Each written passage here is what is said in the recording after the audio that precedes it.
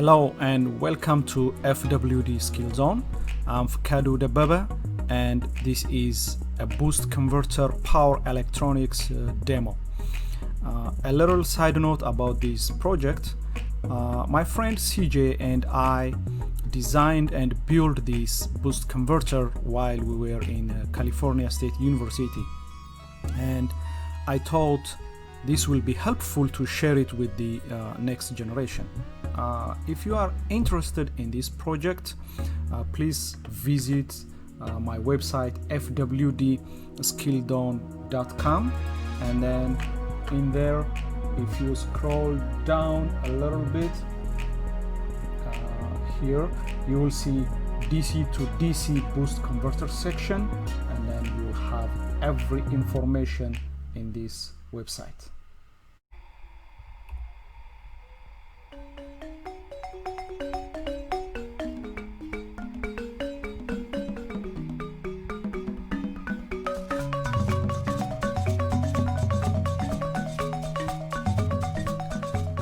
In this project, we will see the design, simulation, and construction of a boost converter. So what is a boost converter? Okay, a boost converter steps up the input voltage by storing the electrical energy in an inductor and then releasing this energy to the load at a higher voltage level whenever it's required. So there are many different switching regulator topologies like buck, boost, buck boost, and also chuck. However, in this project, we will only cover the design and construction of a boost converter. So this converter is capable of boosting a 12-volt input to a variable 12-volt to 24-volt output. The basic circuit diagram of a boost converter contains inductor, a MOSFET or a switch, a high-speed rectifier, also known as a diode, and a capacitor. And of course, we need a gate driver, which is not shown in here.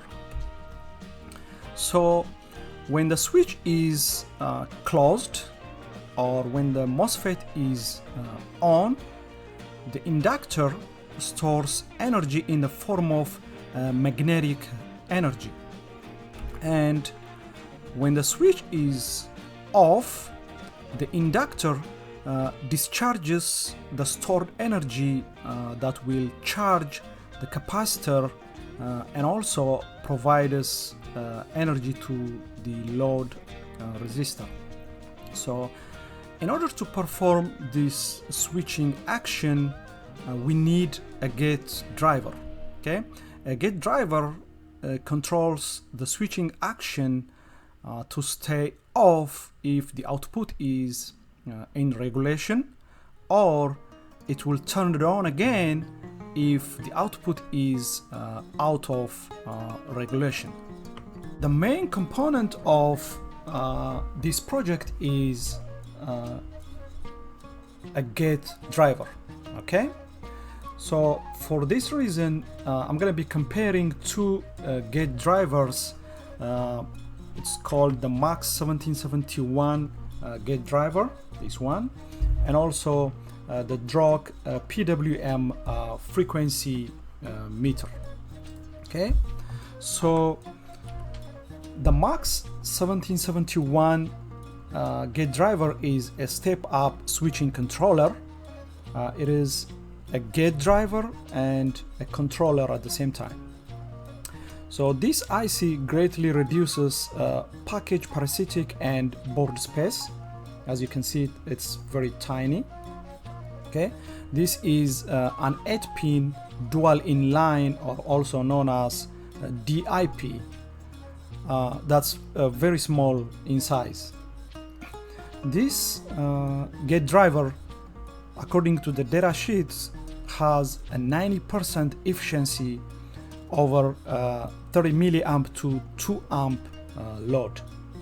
Okay, so the next one is the Drock PWM frequency meter. Okay, so this frequency meter is adjustable. You can adjust the frequency and the duty cycle with these switches. So one advantage is you can adjust your duty cycle. Okay, and also you can adjust the switching frequency.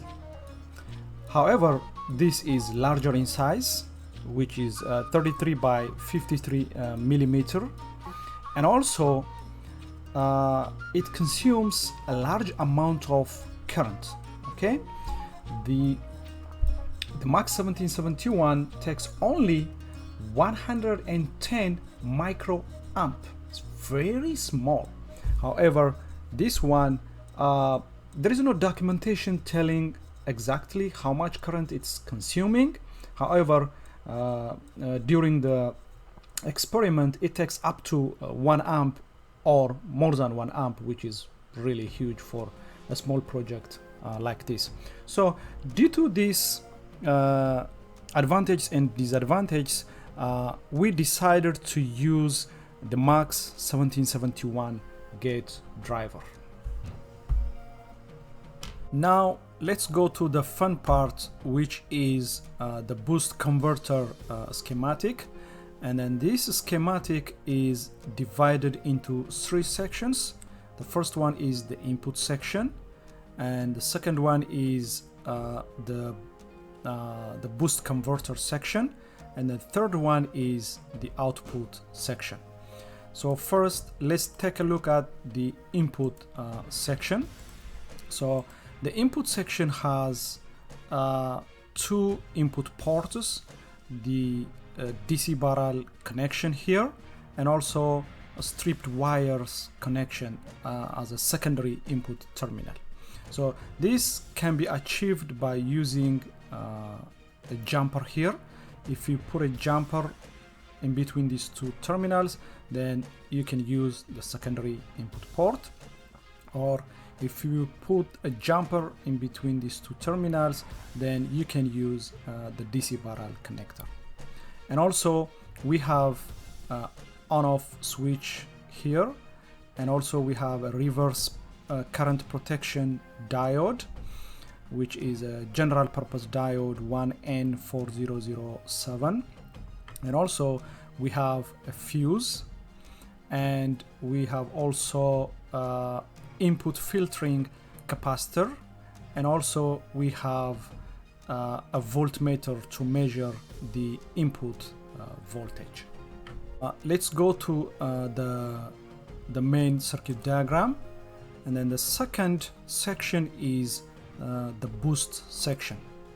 Okay, so the boost section has a gate driver, in our case MAX 1771 gate driver, and we have input port for the gate driver, and also we have input filtering capacitor, and also we have N-channel enhancement mode MOSFET, and we have inductor, and also we have a high-speed diode, in our case Schottky Diode, and also we have voltage divider resistors, and we have a potentiometer. This will help us to get variable output. We have here one fixed resistor, another fixed resistor, and we have here a potentiometer, and all this voltage division is controlled by the MAX 1771 gate driver. Okay, going back to the main circuit, and then the last section is the output section. Okay, the output section contains output filtering capacitors. We have 2 capacitors in parallel, you can have one capacitor, but you know, this is more safe. Just in case one of them fails, you still have another output filtering capacitor. And also we have output terminal, which is going to be a stripped wire output. And also we have output voltage meter to read the output voltage. Okay, let's go back to the main circuit diagram. So this is all about this circuit schematic. If you need more information about this schematic or about the project, again, you can go to the website and you can find all detailed information in there. The next fun part is calculation. Okay, the first calculation is output voltage. The output voltage will be calculated based on the voltage division that we have it in the circuit. The formula is V out is equal to V reference times R1 over R2 plus R potentiometer plus 1. Okay, you can find the V reference from the datasheet of the MAX 1771 gate driver, which is 1.5 voltage. Okay, based on these parameters, the minimum voltage output will be 12.75 voltage and the maximum V out will be 24 volt. Okay, next is duty cycle calculation. Duty cycle is 1 minus V in over V out times efficiency. Most textbooks, they don't account for this efficiency. However, the datasheet of the MAX 1771 gate driver has an efficiency of 0.9, so we're taking that into consideration. Okay, based on that, our duty cycle is 0.55. If you don't have this efficiency, then you will get 0.5. That's also acceptable. Okay, third, inductor calculation. So for inductor calculation, a good estimation for the inductor ripple current is between 20% to 40% of the output current. So taking that into consideration, your inductor value will be 50 microhenry. Okay, and also in this calculation, the switching frequency Fs, you can find it from the datasheet of your gate driver. In our case is 300 kilohertz. Okay, next, inductor ripple calculation. So for inductor ripple calculation, you'll use this formula, V in times the duty cycle that you calculated here divided by switching frequency times the inductance. Okay, so based on this formula, our ripple current will be 0.47 amp. Okay, next is output capacitor calculation. So the output capacitor calculation for a boost converter is I out maximum times the duty cycle divided by your switching frequency times your estimated ripple voltage. Okay, we estimated our ripple voltage to be 0.1. So based on that, the minimum capacitor we need is 18.3 microfarad, but this is the minimum. Sometimes you can go up to 10 times this value, but we picked two capacitors in parallel with 47 microfarad each. And now we have all the necessary information we need. We have the calculations, we have the circuits design, we have all the components. Next, I'm going to show you the simulation. I'm going to be using MATLAB Simulink simulation tool. Let me open it. Here you go.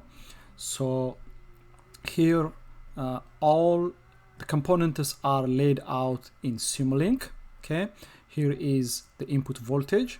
Our input voltage is 12 volt DC, and here is our inductor, and here is inductor current measurement, and then this measurement will be displayed in this block.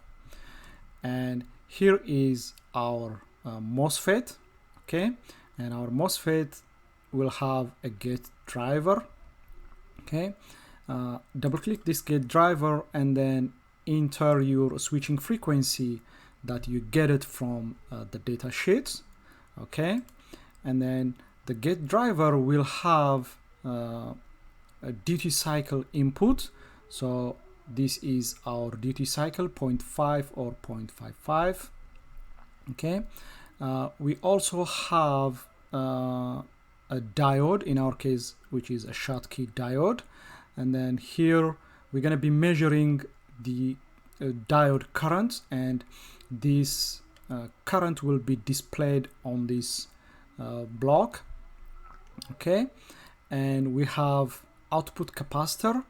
Our design has two parallel capacitors, but just for the simulation purpose, I'm going to be using only one capacitor. It doesn't matter. Okay, and we have here output load resistor. Okay, and then we're going to be measuring the output voltage, the load voltage, and it will be displayed in here. And also we're going to be measuring the load current, and the load current will be displayed here. Now I'm going to go ahead and run the simulation. So this scope will give us voltage output, inductor current, and diode current, and also load current will be displayed on this scope, and inductor current also will be displayed here digitally, and load voltage will be displayed here digitally, and also load current will be displayed here digitally. I'm going to go ahead and run the simulation. It might take a couple of minutes, so I will pause the video and I will start it again. Okay, the simulation now has completed. Okay, we have inductor current 0.95, and we have diode current again 0.95, and our load voltage is 24.02. That's perfect. That's what we're looking for. We're trying to boost 12 voltage into 24 volt. So we have achieved that one here. And also our load current is 0.4 amp. So in this case, our load is 50 ohm. So you can change your load resistor value, and you can see how far you can go with your load current. For instance, let me go ahead and change this to, let's say, 200 ohm. Okay, all right, and then I'm going to run it again. I'm going to pause the video and I'm going to turn it on when the simulation is done. Okay, so we got the same voltage output, but however our current right now is 0.12. Okay, so now let's go ahead and see the scope output. I'm going to double click this.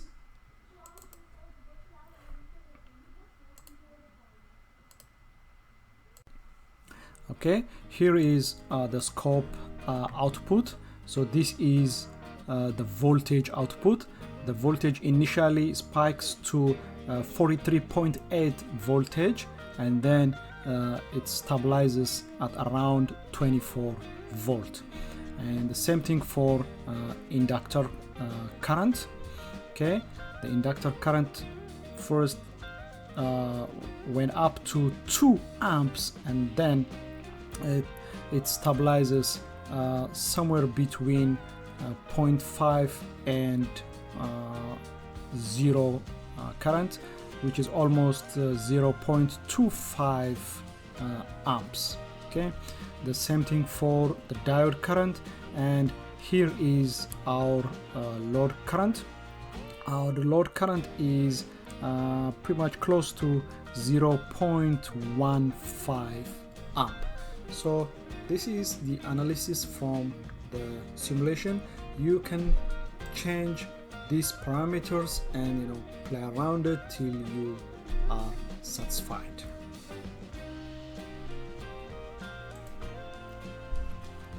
Okay, next we will have a quick demonstration of the PCB design and the enclosure 3D print. I'm not gonna spend too much time on this one. It's just a quick overview. Okay, so here is the Eagle CAD board design.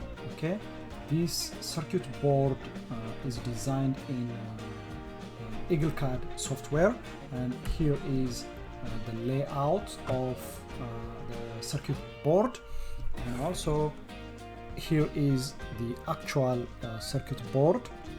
This circuit board was printed by JLC PCB manufacturing company.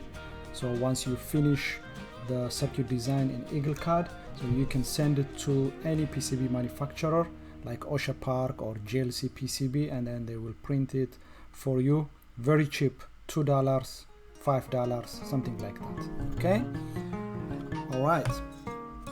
So the next one is the enclosure. So the enclosure is designed in SolidWorks software, and then after we design it in SolidWorks, we used a 3D printer to print the enclosure, and here is what it looks like actually. Okay, here is the bottom section with cutouts, and here is the internal part. These holes and these standoffs are for the PCB mount. The PCB will be mounted like this. Okay, and also the top enclosure, it just slides in to the basement. It's just easy design. You just snap it on.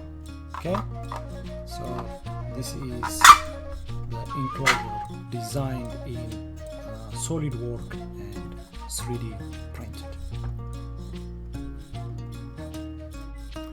Alright, next we will see the final assembly. Again, I'm not going to talk about too much about the circuit assembly or the soldering.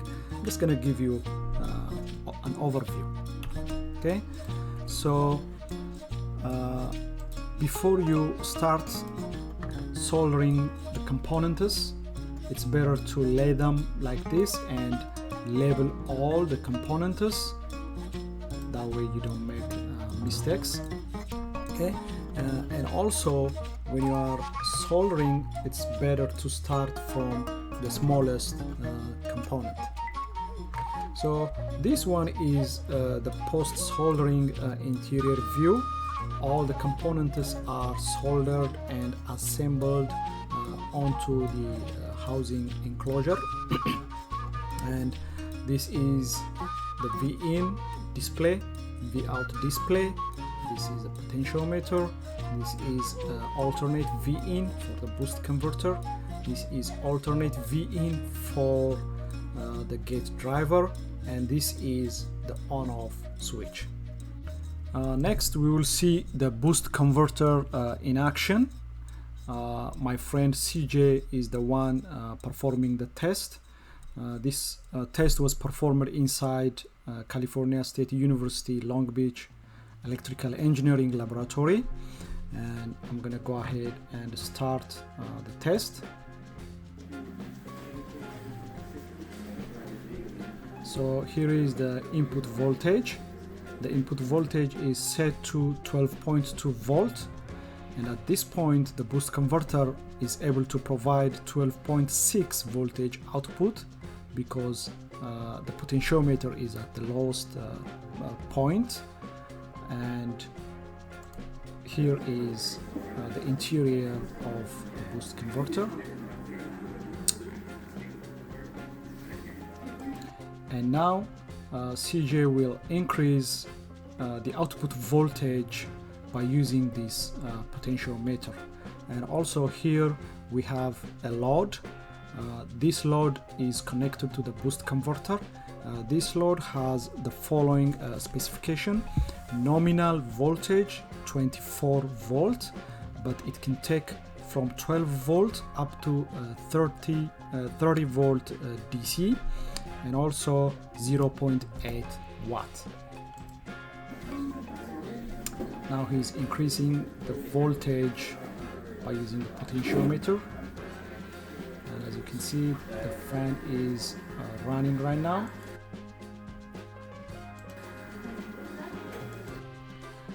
At this point, the boost converter is able to boost the 12.2 voltage to 24.4 voltage output. So this is the maximum voltage output that this boost converter can provide.